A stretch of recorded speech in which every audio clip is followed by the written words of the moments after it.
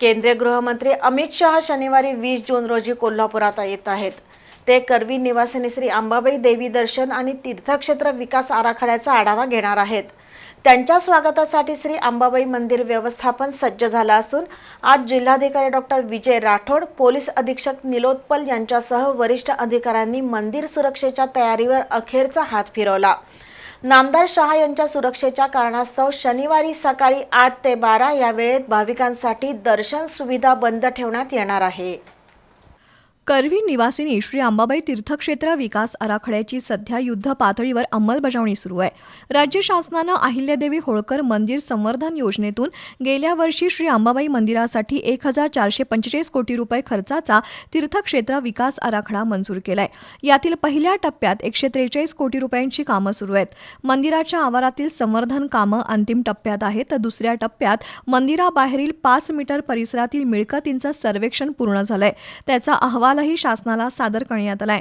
शासनाच्या मंजुरीनंतर विस्थापित होणाऱ्या मंदिर परिसरातील मिळकत धारकांना द्यावयाच्या रकमेबद्दल निर्णय होईल।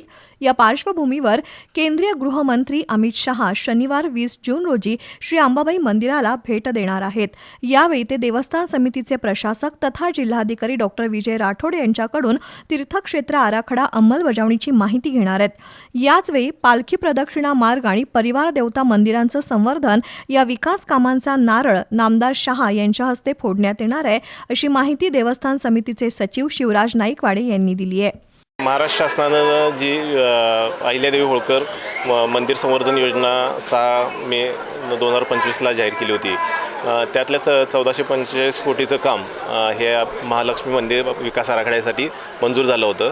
त्यातल्या पहिल्या टप्प्यामधले 143 कोटी प्राप्त जे झाले आहेत, त्यामध्ये मंदिर संवर्धनाच्या भागामधला पालखी प्रदक्षिणा मार्ग जो आहे मंदिराच्या अंतर्गत भागातला, त्याच्या संवर्धनाचं काम आणि परिवार देवता मंदिरांमधील जी मंदिर आहेत त्या मंदिरांच्या संवर्धन कामाची सुरुवात उद्या केंद्रीय गृहमंत्री माननीय अमित शहा यांच्या हस्ते होणार आहे। नामदार शहा यांच्या सुरक्षेचा आढावा आज जिल्हाधिकारी डॉक्टर विजय राठोड, पोलीस अधीक्षक निलोत्पल यांच्यासह वरिष्ठ अधिकाऱ्यांनी घेतला। खबरदारीचा उपाय म्हणून संपूर्ण मंदिर परिसर अतिक्रमण मुक्त करण्यात आलाय। मंदिर परिसरातील 100 पेक्षा अधिक सीसीटीव्ही कॅमेऱ्यांची नजरही यावेळी राहणार आहे। नामदार शहा यांच्या सुरक्षेच्या कारणास्तव त्यांच्या कोल्हापुरातील वास्तव्य काळात ड्रोन चित्रीकरणालाही मनाई करण्यात आली आहे। याचबरोबर मंदिर परिसरातील सर्व प्रकारच्या साहित्य विक्रेत्यांची दुकानं बंद ठेवण्यात येणार आहेत। संपूर्ण मंदिर परिसरात कडेकोट पोलीस बंदोबस्त तैनात करण्यात आलाय।